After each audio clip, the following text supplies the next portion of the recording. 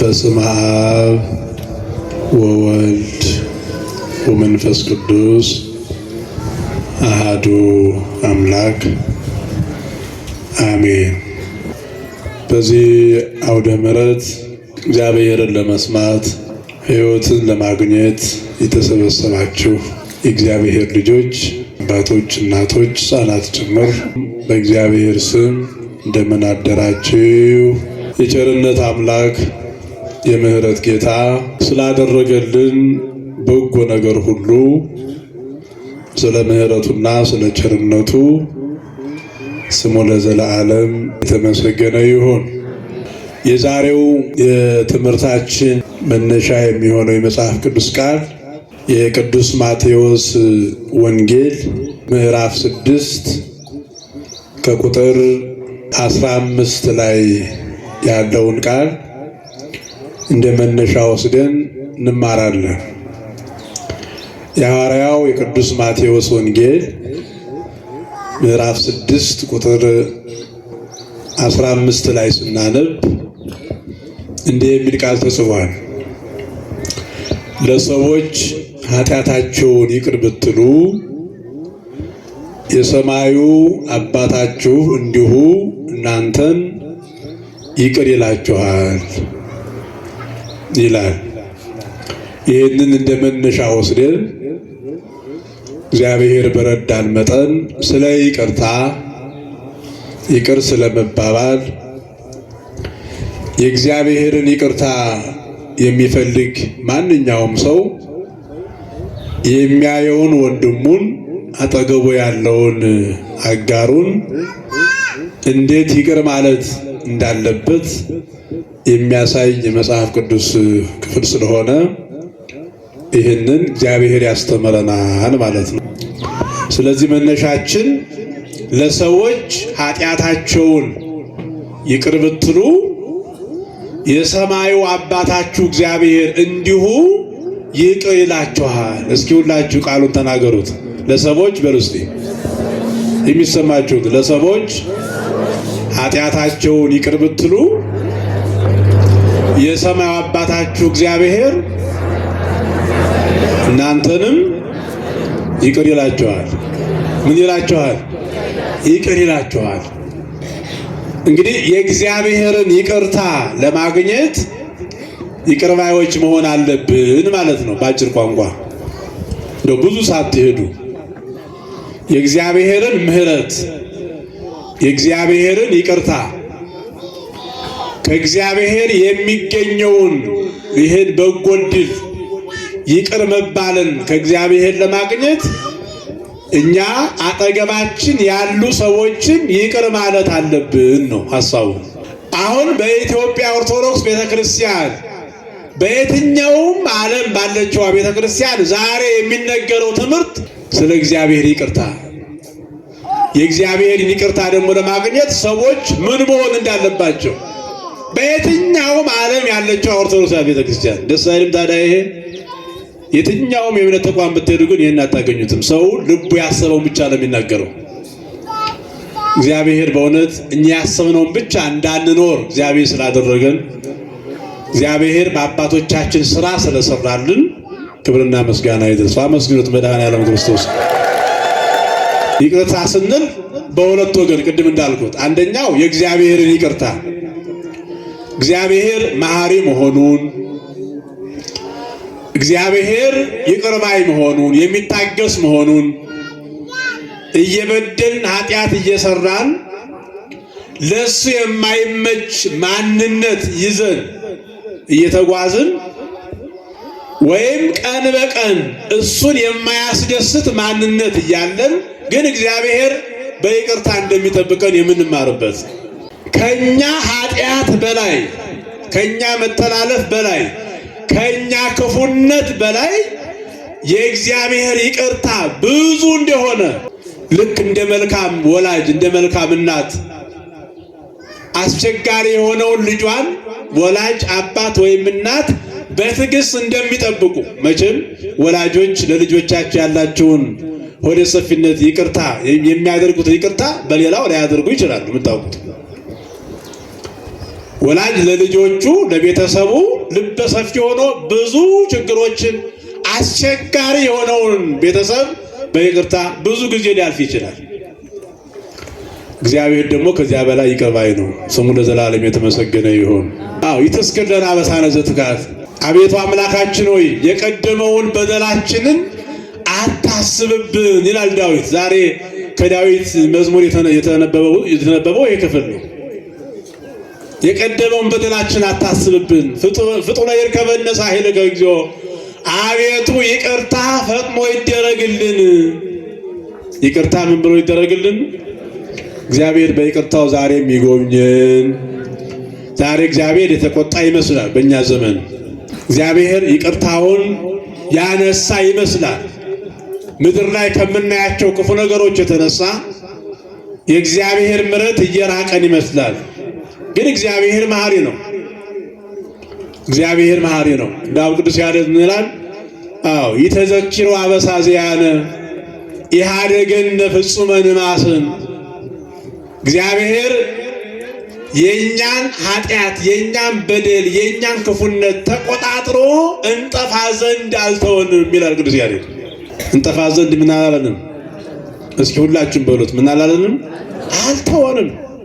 ያ በደላችንን የኃጢአታችንን አስቦ ወይም ያን የእኛን መተላለፍ እግዚአብሔር በይቅርታው መጋረጃ ሸፍኖ ኢሃደገነ ፍጹመ ንማስን እንድንጠፋ በኃጢአታችን ከመኖር ወደ አለመኖር እንድንጠፋ እንድንቀጣ ምድር ተከፍታ እንድትጸን እኮ አላደረገም እግዚአብሔር ይላል። በይቅርታው ያልተውን አምላካችን ምስጋና ይድረሰው። በእውነት እግዚአብሔር መሐሪ ነው። የእግዚአብሔር ይቅርታ የእግዚአብሔር ምሕረት እስከዚህ ነው አይባልም። ይመናል ሰፍረን አንጨርሰውም። የእግዚአብሔር ይቅርታ ሰው ሊታገስ የሚችለው አንድ ጊዜ ነው። ሰው ይቅር ሊል የሚችለው 2 ጊዜ ሊሆን ይችላል። ሰው የበደለውን ያስቀየመውን ሰው በሚቆጠሩ ጊዜያት ይቅር ሊል ይችላል። እግዚአብሔር ግን ለማይቆጠር ጊዜ እኛን ይቅር ይላል። ኧረ አመስግኑት ይህን ፈጣሪ። የእግዚአብሔር ይቅርታ ባይሸፍነን ኖሮ ዛሬ እዚህ ማን ይቆም ነበረ? ወገኖቼ ማናችን ቆም ነበር ዛሬ እዚህ? እግዚአብሔር ይቅርታው ባይበዛልን፣ እግዚአብሔር ምሕረቱን ባያበዛልን፣ የእኛን የቀን ተቀን ኃጢአት የዕለት ኃጢአት በምሕረቱ ባይሸፍንልን ኖሮ ማን ነው ዛሬ ከመኝታው ተነስቶ እግዚአብሔር ቤት የሚቆመው? ያሳልፍናቸውን 40 እና 50 ዓመታት አሳልፈን እዚህ ዛሬ ባይደርስ ነበረ። ማናችንም አንደርስ። ምክንያቱም ኃጢአተኞች ነና፣ ተላልፈናላ፣ ዋሽተናላ፣ በወንድሞቻችን መካከል እግዚአብሔር የማይወደውን ነገር ፈጽመናል። እግዚአብሔር የማይወደውን ብዙ ነገር አድርገናል። ስለዚህ እየተቆጣጠረ እመሰ ኃጢአተኑ ትታቀብ፣ በደላችንን እግዚአብሔር እየተቆጣጠረ በበደላችን ልክ ቢቀጣን ኖሮ ዛሬ የሰው ልጅ ሁሉ ከምድር ጠፍቶ ምድር ባዶ ምድር በዳ ትሆን ነበረ። ከምሕረቱ የተነሳ ያላጠፋን እግዚአብሔር ምስጋና ይድረሰው። በእውነቱ ከምሕረቱ የተነሳ ያላጠፋን እና የእግዚአብሔር ምሕረት የእግዚአብሔር ይቅርታ ልክ የለውም። እኔ አንዳንድ ጊዜ የእግዚአብሔር ይቅርታ ሰፊ ከመሆኑ የተነሳ የሰው ልጅ ተዘናግቷል ብዬ አስባለሁ። ይቅርታውን የእግዚአብሔር ምሕረት ፈጥኖ አለመቅጣቱን ሰው እያሰበ በኃጢአት ላይ ኃጢአት ይጭር። እንዲያውም ዮሐንስ አፈወርቅ ምን ይላል? እግዚአብሔር ምሕረቱ ብዙ ስለሆነ ኃጢአተኛ ሰዎች እግዚአብሔር የለም ብለው እንዲያስቡ አድርጓቸዋል ይላል። ምክንያቱም እግዚአብሔር እንደኛ እንደ ሰዎች ተከታትሎ ስለማይቀጣ ተከታትሎ እንዲህ አድርገኛል ስለማይል ምሕረቱ ብዙ ስለሆነ ስለታገሰ እግዚአብሔር በምሕረቱ ብዛት የለም እስከ መባል አድርሶታል እና ጥግ የለውም እግዚአብሔር ምሕረቱ። ለጴጥሮስም ያለው እንደዚያ ነው። ማቴዎስ ወንጌል ምዕራፍ 20 ቁጥር 26 ጀምራችሁ ስታነቡ ጴጥሮስ ወደ ጌታችን ቀርቦ ስለ ይቅርታ ሲያስተምር ሰማና ጌታ ሆይ ወንድሜ ቢበድለኝ ስንት ጊዜ ይቅር ልበለው አለ ጴጥሮስ። ስንት ጊዜ ነው እናንተ ይቅር የምትሉ? ስንት ጊዜ ይቅር ብላችኋል እስካሁን? ስንት ጊዜ ይቅር ብለናል? እስኪ ራሳችሁን ጠይቁት። 2 ጊዜ ሊሆን ይችላል። እንደው 3 ጊዜ እንደምንም ተገደል ሽማግሌ በዝቶብህ ይቅር ብለህ ሊሆን ይችላል። ከዚያ በኋላ ግን ድንጋይ ኮልኩለን ከዚህ በኋላ የሷን ነገር ብለን በራችንን ቆልፈን ያለ ሰዎች እንኖራለን ከኛ መካከል እርግጠኛ ሆኜ ማለት ነው። በቃ ይሄን ያህል ጊዜ ታርቄያለሁ ከሷ ጋራ ባል ከሚስቱ ሚስት ከባሏ ወንድም ከወንድሙ አሰድካ ይሄን ያህል ጊዜ ታርቄያለሁ ከዚህ በኋላ ከሱ ጋራ ብሎ መንገድ የዘጋ ሰው በጣም ብዙ ሰው አለ ምድራችን ላይ። እግዚአብሔር ልባችንን ይለውጥልና ጴጥሮስ መጣና ጌታችንን ጌታ ሆይ ወንድሜ ቢበድለኝ እስከ ስንት ጊዜ ይቅር ልበለው? እስከ 7 ጊዜ ነው አለው ቅዱስ ጴጥሮስ ጌታችንን። ጌታችን አዎ እስከ 7 ጊዜ ነው ያለው አላለው። እስከ 7 ጊዜ ይቅር ብለው ይበቃዋል ከዚያ በኋላ አላለም። አይ እስከ 7 ጊዜ አልልህም ትንሽ ናት እጅ እስከ 7 ጊዜ 70 ነው ወይም እስከ 70 ጊዜ 7 ማለት ይሄን ስታባዙት 490 ጊዜ እንደው በእኛ እኮ አነጋገር 490 ጊዜ ወንድምህን ይቅር በል አለ ጌታችን። ኧረ አመስግኑት ይሄን አምላክ ምእመና 470 ጊዜ። አሁን 470 ጊዜ ይቅር የሚል ሰው አለ? 470 ጊዜ የሚበድለን ሰው እናገኛለን?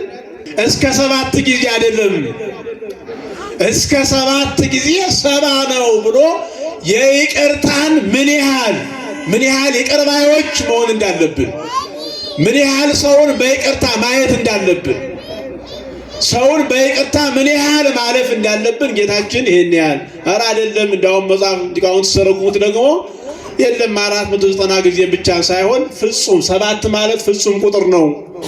ሰው የትኛውንም ያህል ቢበድላችሁ የትኛውንም ያህል ይቅር በሉት ማለት ነው ብለው ተርጉመውታል። እግዚአብሔር ይቅር ባዮች ያድርገን። ስለዚህ እግዚአብሔር ልጆቹን በይቅርታ እያየ እየጎበኘ እግዚአብሔር በይቅርታ ውስጥ ለልጆቹ በረከትን የሚሰጥ አምላክ መሆኑን የምንማርበት ወቅት ነው ማለት ነው እና እግዚአብሔር መሐሪ ነው፣ ይቅር ባይ ነው፣ ምሕረቱ የበዛ ነው የሚለው ቅዱስ ዳዊት። ረውቀ መዓት ወብዙኃ ምሕረቱ ጻድቅ። ቁጣው እኮ አለ እግዚአብሔር እጅ፣ ጅራፍ እኮ አለ እግዚአብሔር እጅ። እግዚአብሔር ምሕረቱ ብዙ ነው ሲባል የማይቀጣ ነው ማለት አይደለም። ወላጅም እኮ ታግሶ ይቀጣል አይደል? መክሮ ይቀጣል። እግዚአብሔርም ይቅርታው ብዙ ነው፣ ምሕረቱ ብዙ ነው። ግን እግዚአብሔር ከይቅርታ በኋላ ደግሞ ጅራፍ ሊያነሳ ይችላል። ግን ምሕረቱ የበዛ ነው ይላል ዳዊት።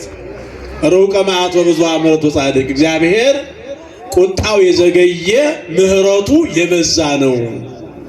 ምሕረቱን ያብዛልን ወይስ ቁጣውን ያብዛልን? እስኪ ተናገሩላቸው። ምኑን ያብዛልን? ምሕረቱን ካላበዛልን ማንጠፋለን። ዛሬ ማደር አንችልም፣ ነገን መዋል አንችልም። ያቀርነውን መስራት ነገ የያዝነውን ቀጠሮ መድረስ አንችልም ምሕረቱን ካላበዛልን። ስለዚህ ምኑን ያብዛልን? እስኪ ከፍ አድርጋችሁ ንገሩ። ምኑን ያብዛልን? ምሕረቱን ያብዛልን መድኃኔዓለም። ኢትዮጵያ ሰላም እንድትሆን ሰው በሰላም ወጥቶ እንዲገባ እንድንስማማ ክፉ ጠባያችንን እንድናርም ንስሐ እንድንገባ ያለ ንስሐ እንዳንጠራ ያለ መመለስ ያለ መታረቅ እንደተለያየ በኃጢአት እንደታሰርን እንደተያዝን እንዳንጠራ እግዚአብሔር ምሕረቱን ያብዛልን። እልል ብላችሁ አመስግኑት መድኃኔዓለም በእውነቱ እና እግዚአብሔር ምሕረቱ የበዛ ቁጣው የዘገየ እግዚአብሔር ቁጣው የዘገየ ምሕረቱና ይቅርታው ግን የበዛ ነው ይላል ቅዱስ ዳዊት። ስለዚህ እግዚአብሔር መሐሪ ነው። እግዚአብሔር መሐሪ መሆኑን የምናውቀው የእግዚአብሔርን መሐሪነት የምንረዳው ኃጢአተኞች ሆነን እያለን ውለን ስለገባን ተኝተን ስለተነሳን በራሳችሁ ሌላ ቦታ ሳትሄዱ ሌላ ሳትፈልጉ በራሳችሁ ሕይወት የእግዚአብሔር ይቅርታ ተርጉሙት። እግዚአብሔር ይቅር ባይ ባይሆን ኖሮ በእኔ ዕድሜ ላይ ዕድሜ አይጨመርም ነበረ ብላችሁ አስቡ። በእኔ ሕይወት ላይ በእኔ ኑሮ ላይ ሌላ ነገር አይጨመርም ነበረ። 40፣ 50፣ 60 ዓመት መኖር አልችልም ነበረ። እግዚአብሔር ይቅር ባይ ባይሆን ኖሮ ያሰብኩትን መፈጸም አልችልም ነበር ብላችሁ አስቡ። ግን አንድ ነገር መርሳት የሌለብን እግዚአብሔር ይቅር ባይ ነው እያልን ከነ ኃጢአታችን መኖር፣ እግዚአብሔር ቸርነቱ ሰፊ ነው እያሉ የእግዚአብሔርን ቸርነት ጥግ አድርጎ ንስሐ መግባት እንጂ በኃጢአት መኖር ደግሞ መጨረሻ ላይ ጅራፉን ያመጣል ማለት ነው። ቁጣው ይመጣል፣ መጨረሻ ላይ ቁጣው ይመጣል። ስለዚህ ይሄንን ማሰብ። ስለዚህ ምን ይላል መጽሐፍ ቅዱሱ? የእግዚአብሔር ይቅርታ፣ የእግዚአብሔር ምሕረት ወይም በእግዚአብሔር ዘንድ መሐሪ በሆነው በእግዚአብሔር ዘንድ ይቅር እንድንባል ምሕረት እንድናገኝ እኛ እርስ በርሳችን ይቅር መባባል አለብን። መነሻችን ይሄ ነው አይደል? ለሰዎች ኃጢአታቸውን ይቅር ብትሉ የሰማዩ አባታችሁ እንዲሁ ኃጢአታችሁ ምን ይላችኋል ነው ያለ? ይቅር ይላችኋል። አያችሁ ወገኖች፣ እግዚአብሔር መሐሪ ነው። አዎ መሐሪ ነው። እግዚአብሔር ይቅር ባይ ነው። ይኸው አየነው፣ እግዚአብሔር ይቅር ባይ ነው። ግን የእግዚአብሔር ይቅር ባይነት በእኛ ሕይወት እንዲበዛ ምሕረቱን እንድናገኝ ከሚመጣው ቁጣ እንድናመልጥ ደግሞ እኔና እናንተ ይቅር መባባል አለብን። ይቅር የማይል ሰው ውስጥ የእግዚአብሔር ይቅርታ አያገኝማ።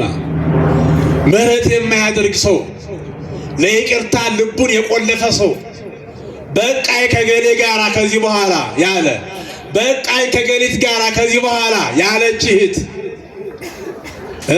በጠብ ግድግዳ ሕይወቱን አጥሮ የተቀመጠ ሰው፣ እሱ ግን በእግዚአብሔር ዘንድ እድሜ ሊጨመርለት ይችላል፣ ግን ይቅርታውን ማግኘት አይችልም።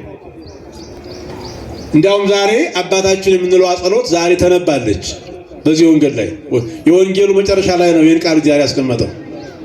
እናንተ በምትጸልዩበት ጊዜ እንዲህ ብላችሁ ጸልዩ። ስትጸልዩም ለሰው ለታይታ ሰው እንዲያያችሁ ጸሎተኛ ነው እንዲላችሁ አይደለም። አሁን በገዳም ብዙ አባቶቻችን ቆመው ሲጸልዩ አድረው ጠዋት ከወንድሞቻቸው ጋር ሲገናኙ ስጸልይ አድርኩ አይደለም የሚሉት ሚመናን። እንደው ዛሬ እንቅልፍ ጥሎኝ ሰውነቴ ደክሞኝ ስጋዬ ደክማ እንደው ሰው ቁብዬ ተኝቼን ያድርኩ ነው የሚሉ አባቶች። ውዳሴ ከንቱ እንዳይሆን ነው። እግዚአብሔር ያያቸዋል። ለምን? በስውር የሚያይ አምላክ በምን ያስረክባል? በግልጥ ያስረክባል። ወንጌሉ ይሄ ነው። እንዲያውም ቤትህን ዝጋ ነው ያለ ጌታችን። ብዙ ሰዎች ጸሎተኛ እንዲመስሉ መቁጠሪያ ይዘው ጀርባቸውን እየገረፉ እናያለን በከተማችን። እሱ ትክክል አይደለም። ይሄ የእውነተኛዋ ኦርቶዶክሳዊት ቤተክርስቲያን አስተምሮ አይደለም። ማንኛውም ሰው በሰው ዘንድ እንደ ጸሎተኛ እንዲታይ አክት ማድረግ የለበትም። የሚያየው እግዚአብሔር ነው። የማህበር ጸሎት አዎ አብሮ ሊጸልይ ይችላል። ቅዳሴ የማህበር ጸሎት ነው። ኪዳን የማህበር ጸሎት ነው። ምህላ የማህበር ጸሎት ነው። ቤተክርስቲያን መተን የምናደርጋቸው ጸሎቶች የማህበር የጋራ ጸሎቶች ናቸው። በጋራ ጸሎት ላይ ደግሞ የግል ጸሎት አይጸለይም። ቅዳሴ እየተቀደሰ ሌላ ጸሎት አይጸለይም። ኪዳን እየተደረሰ ሌላ ጸሎት አይጸለይም። ይህን ማወቅ አለባቸው። ኪዳኑ የጋራ ነው። ቅዳሴው የጋራ ነው። ቅዳሴው ውስጥ የካህን ድርሻ አለ፣ የዲያቆን ድርሻ አለ፣ የምዕመናን ድርሻ አለ። ድርሻቸውን ነው ማለት ያለባቸው። በኪዳን ላይ በቅዳሴ ላይ የግሉ ጸሎት የሚጸልይ ሰው ካለ በፀሐይ ላይ ሻማ እንደ ማብራት ነው ይላሉ አባቶች። ትክክል ነው አይደለም? ወይም ደግሞ ከዚህ ከቅዳሴው ጸሎት የኔ ጸሎት ይበልጣል ብሎ እንደመታበይ ነው ይላል መጽሐፍ። ስለዚህ ጥንቃቄ ማድረግ ያስፈልጋል እና በስውር ላለው አባትህ ቤትህን ዘግተህ ሕሊናህን ሰብስበህ ጸልይ። በስውር የሚያይ አባትህ ደግሞ ዋጋህን በግልጥ ይከፍልሃል። በኋላ በመላእክት ፊት የሞተ ሁሉ ተነስቶ በእግዚአብሔር በትልቁ ከተማ ጉባኤ ዋጋህን ትቀበላለህ። ከዚያ እግዚአብሔር አባታችን ይህን አስተማራቸው። እናንተ በምትጸልዩበት ጊዜ እንዲህ በሉ፣ በሰማይ የምትኖር አባታችን ሆይ ስምህ ይቀደስ፣ መንግስትህ ምን ትበል ትምጣ። ቀጥሎስ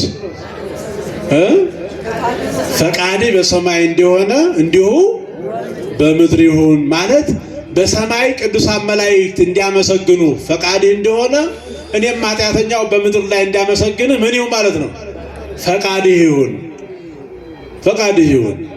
ወይም በሰማይ ያሉ መላእክት አንተን አመስግነው ምግብ ሆኗቸው እንዲኖሩ እኔም ደግሞ አንተን አመስግኜ በረከት አግኝቼ እንድኖር አድርገኝ ማለት ነው። እንዲሁ በምድር ይሁን። ከዚያስ ንገሩኛ። የዕለት እንጀራችንን ዛሬ ስጠን። የዕለት እንጀራ የዕለት ያለ የነገን አላለም። የነገ እግዚአብሔር ነው የሚያውቅልን። ሰው ሁል ጊዜ አሁን እንደ ዓለሙ እንደ ሳይንሱ ሰው ዛሬ ላይ ባለው ብቻ አይደለም መርካት ያለበት ይላሉ። ዛሬ ላይ ባለ ነገር ከቆም ከረካ ዋጋ የለህም፣ እድገት የለህም ይላሉ። በመንፈሳዊ ሕይወት ደግሞ ዛሬ ላይ ያለውን ነው ማመስገን ያለብን። ነገ እግዚአብሔር ድርሻ ነው። ለቀኑ እንቅፋቱ ይበቃዋል እና የዕለት እንጀራችንን ዛሬ ስጠን ካለ በኋላስ በደላችንን ምን በለን? ይቅር በለን። በደላችንን ይቅር በለን። ከዚህ አስቀጥሎ ያለው ቃል ምንድን ነው? እኛም ይቅር እንድንል ብግድ ብለናል። እኛ አላልም እኮ ተጣልተን መተን እኮ ነው የምንጸልየው። ቂም ይዘን መተን ውስጣችን ላይ በጣም ትልቅ ነገር እያለ መጣና ኃጢአቴን ይቅር በለኝ እኔም የበደልኩትን ይቅር እንዳልኩ በውሸት እግዚአብሔር አይታይበት። እግዚአብሔር እኮ አይዋሽበትም። ይቅር ሳንል እንዴት ይቅር ያላለ ሰው ይህን ጸሎት መጸለይ የለበትም። በእግዚአብሔር ላይ ማፌዝ ነው ይላል ዮሐንስ አፈወርቅ። ይቅር ሳንል ይቅር ብያለሁና ይቅር በለኝ ማለት የኔን ልብ የኔን ማንነት እግዚአብሔር አያውቅም ማለት ነው ይላል። ውስጣችን ላይ ቂም እያለ ታረቁ ብለን እምቢ ብለን መተን ድንጋይ ኮልኮለን መተን ከዚህ በኋላ ከሱ ጋር ጨርሻለሁ ብለን መተን ልባችን ነፃ ሳይሆን የተቀየመው ሰው እያለ እያወቅን ውስጣችን ላይ የቂም የበቀለኛ ስሜት ውስጣችን ላይ እያለ ቂም አርግዘን መተን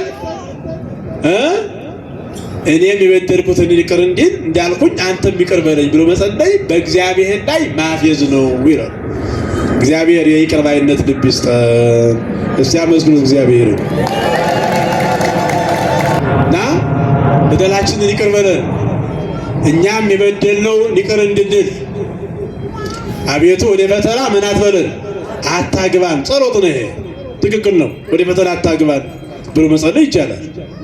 ጌታም ብሏል ወደ ፈተና እንዳትገቡ ትጉና ምን በሉ ጸልዩ፣ ከክፉ ሁሉ አድነን መንግሥት ያንተ ናትና ኃይል፣ ክብር፣ ምስጋና ለዘላለሙ ካለ በኋላ ጌታችን ይሄንን ሲያስረው ምን አለ? ለሰዎች እናንተ ኃጢአታቸውን ይቅር ብትሉ የሰማዩ አባታችሁም ይቅር ይላችኋል። እናንተ ይቅር ባዮች ካይደላችሁ ግን የሰማዩ አባታችሁም ይቅር አይላችሁም። ይቅር ሳትሉ ይቅር በለኝ፣ በደልን ሳትተው በደሌን ተውልኝ ብሎ መጸለይ በእግዚአብሔር ላይ ማፌዝ ነው ብለው አባቶቻችን ተርጉመዋል። ስለዚህ ወገኖቼ እግዚአብሔር ምሕረት ለማግኘት እግዚአብሔርን ይቅርታ ለማግኘት ይቅር በለኝ ብለን ለመጸለይ ይቅር ባዮች መሆን፣ ነገርን መተው፣ ነገርን ማለፍ፣ ነገርን ለእግዚአብሔር መስጠት። ክርስቲያን እንደዚያ ነው። ክርስቲያን ሰው ስለሆን ብቻ ሳይሆን ክርስቲያን ስለሆን ይቅር ባዮች መሆን አለብን። ይቅር ባዮች መሆን አለብን። ጌታችንን ማየት እኮ ነው። ሐዋርያትን ማየት እኮ ነው። ጌታችን እኮ በድንጋይ እየወገሩት ጌታ በመስቀል እየሰቀሉት እግሮቹን ቸንክረው እጆቹን ዘርግተው በመስቀል ላይ በሚስማር እየመቱት እሱ ግን ምን አለ? አባት ሆይ የሚያደርጉትን አያውቁምና ምን በላቸው? ኧረ በሉት ተናገሩት። ምን በላቸው? ይቅር በላቸው። አያችሁ፣ ለሚወጉት እኮ ምሕረት የለመነ አምላክ ነው። በችንካር ለሚቸነክሩት ይቅር ያለ ይቅርታን ያደረገ ፈጣሪ እኮ ነው እግዚአብሔር። የእሱ ልጆች እኮ ነን እኛ። እንኳን ትንሿን ነገር እንኳን በሚያልፍ ነገር እንኳን በሆነ ነገር የተጣላነውን ሰው ይቅርና እየወጉት እየቸነከሩት እንኳ ይቅር ያደረገ አምላክ ነው። አረ ይቅር ባይ አምላክ ምስጋና ይድረሰው። በእውነት አመስግኑት ይሄን አምላክ። ማን ነው ይሄን የሚያደርግ?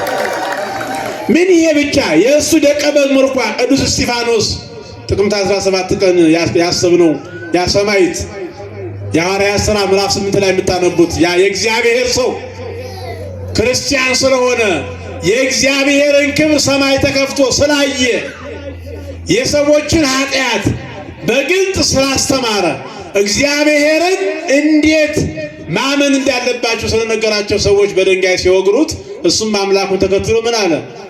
ጌታ ሆይ እኒህ ሰዎች የሚያደርጉትን አያውቁምና ምን እላቸዋለሁ? ይቅር በላቸው። ምስጋና ይድረሰው ለመድኃኔዓለም። አያችሁት? ይቅር በላቸው። ስለዚህ ብዙ አባቶቻችን አሉን። አንድ ልብሳቸውን አንድ ፊታቸውን ሲመቱ አንድ ፊታቸውን የሚሰጡ፣ መጎናጸፋቸውን ሲወስዱባቸው ቀሚሳቸውን የሚሰጡ፣ 10 ብር ተበድረው ካልመለሱላቸው ደግሞ እንደገና 10 ብር የሚጨምሩ በጣም ይቅር ባዮች እግዚአብሔርን የሚፈሩ በጣም ብዙ ክርስቲያኖች አባቶቻችን አልፈዋል። እኛ ዛሬ ይቅር ባይነት ለምን አጣን?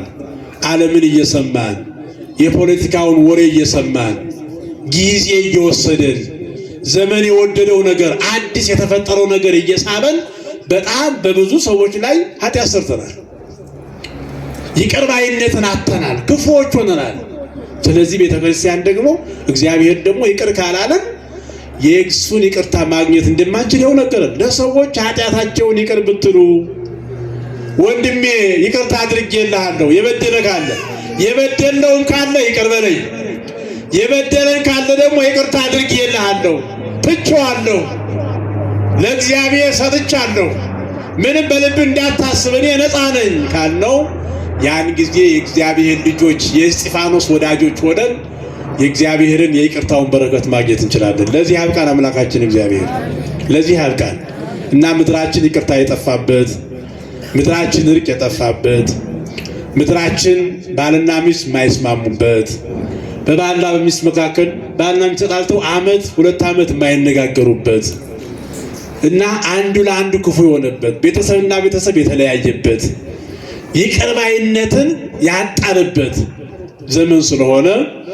ወንጌሉ ደግሞ የሚለው ይሄ ስለሆነ ምእመናን አስበን እንደ ክርስቲያን እንደው ሰራዊነታችንን እንኳን ብንዘነጋው እንደ ክርስቲያን ይቅር ተባብለን ከውስጣችን ያለውን ነገር አወጥተን እግዚአብሔርን መለመን ያን ጊዜ በእግዚአብሔር ፊት ትልቅ በረከት እናገኛለን።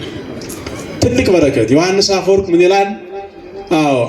ቂመኛ ሆኖ በልቡ ክፉ ነገርን አስቦ የሚጸልይ ሰው ጸሎቱ በእግዚአብሔር ዘንድ ተቀባይነት የለውም። ጸሎቱ ለመስተቀይም ከመዘር ዘወድቅ ማእከለ አስዋክ ወይም ደግሞ ይቅር ሳይል ይቅር በለኝ ብሎ የሚጸልይ ሰው የዚያ ሰው ጸሎት በእንክርዳድ መካከል በእሾህ መካከል እንደወደቀ ዘር ነው ይላል። በእሾህ መካከል የወደቀ ዘር አያፈራም ማለት ገበሬዎቹ ሐምሌ ነሐሴ የዘሩትን ጤፍ አረሙ እንዳያስቀረው እንክርዳድ እንዳያስቀረው የአረም ማጥፊያ ይረጫል አይደል? እህሉም እንደዚያው ለምን ማፍራት የሚገባውን ፍሬ ሳያፈራ እንዳይቀር ፍሬ እንዳይሰጥ የሚያደርገውን አረም እንዲወገድ የአረም ማጥፊያ ይረጫል።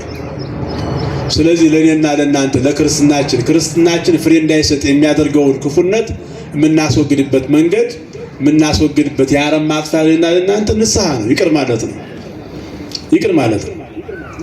ጸሎቱ ለመስተቀይም የቂመኛ ውስጡ ላይ ይቅር ሳይል የሚሰልይ ሰው እሱ በእሾህ መካከል እንደወደቀ ዘር ነው ጸሎቱ ብሎ ዮሐንስ አፈወርቅ ይናገራልና ምእመናን ንስሐ ገብተን ይቅር ተባብለን የበደለውን ክሰን ያስቀየመንን ይቅር ብለን በእኛ መካከል ያለውን ሕይወት ሰላም አድርገን የእግዚአብሔር ሰላም እንድናገኝ ምሕረቱ እንዲበዛልን ቸርነቱ እንዲበዛልን ፈቃዱ ይሆንልን። ይህን ክፉ ዓለም ይህን ባህር የሞላበትን ዘመን በይቅርታው መረብነት ተሻግረን የመንግሥቱ ወራሽ የስሙ ቀዳሽ ለመሆን ያብቃን። ወስብሐት ለእግዚአብሔር ወለወላዲቱ ድንግል ወለመስቀሉ ክቡር። ይቆየን። አሜን።